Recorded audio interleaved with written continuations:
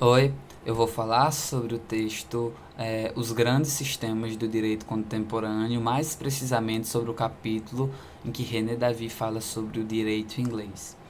Ele vai amplamente falar de como, porquê e como se desenvolve o sistema do direito inglês.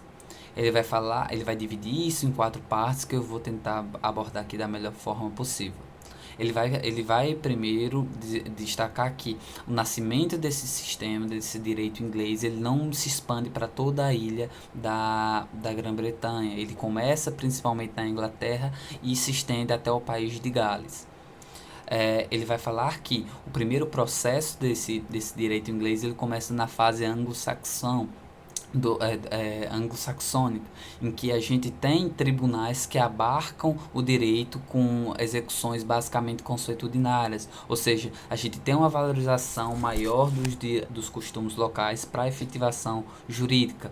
É importante a gente destacar que René Davy tece, em certa medida, algumas críticas a esse direito. Em algum ponto, em alguma medida, ele parece até nem considerar isso um direito, porque ele fala que é frágil e fragmentado em muitos níveis, o que dificulta a própria caracterização de um direito precisamente colocado como outros. Mas, então, esse período é basicamente mostrado como clãs, tribos, eles faziam essa análise do direito e que esses tribunais, eles abarcavam, faziam essas execuções consuetudinariamente.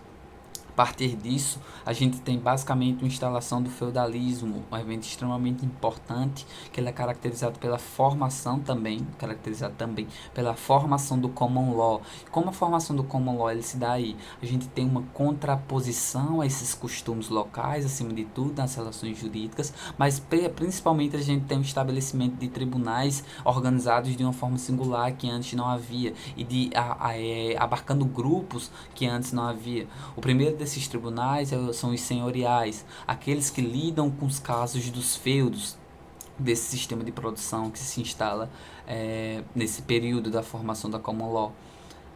O segundo tipo de tribunal são os tribunais reais, esses que ele vai dar bastante análise que eu vou falar mais à frente. Mas esses tribunais, eles basicamente falam sobre a questão dos litígios, mais casos relacionados ao reino em si. O terceiro tipo de tribunal, o tribunal eclesiástico, aquele que abarcam o direito canônico, que são diretamente ligados à igreja. Então, a gente tem aqui que essa formação da common law ele se dá em contraponto a esses costumes locais. Ele estabelece os tribunais reais como uma organização de justiça que julga e que, acima de tudo, vai julgar os casos com precedentes. É importante a gente caracterizar que ainda como o law de hoje em dia, depois de todo esse processo de séculos, ele ainda tem esses alicerces de julgar os casos com muita influência dos precedentes, mas mais do que isso, em que a jurisprudência tem quase maior importância do que a própria lei. E outra coisa também, que às vezes a lei pode não ser escrita ou predominantemente não escrita, valorizando ainda mais assim a jurisprudência. Mas depois desse período, a gente tem a questão da rivalidade com a equidade.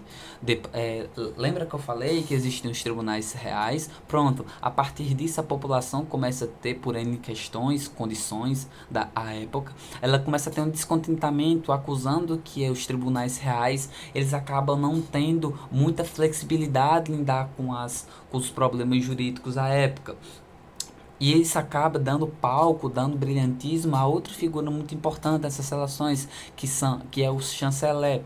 Ou seja, a gente tem aqui o surgimento também da equidade, que vai surgir como concorrente, mais ou menos, dessa common law, mas que vai acabar funcionando de forma complementar. Então isso é extremamente importante. E é isso que vai caracterizar também o próximo período, que é o período moderno. A gente vai ter nesse período moderno uma junção, uma caracterização muito mais desenvolvida, importante dizer não de progresso, mas desenvolvida desse sistema jurídico unicamente falando. Ele vai ter, por exemplo, uma entreposição ele vai ter um desenvolvimento de todos esses tribunais, ele vai ter uma clarificação das mazelas desses tribunais, como eles lidam, mas acima de tudo a gente vai ter um desenvolvimento pleno desse direito inglês, que durante séculos e séculos ele foi gradualmente se moldando as condições e se moldando as estruturas de legitimação do poder, as estruturas jurídicas.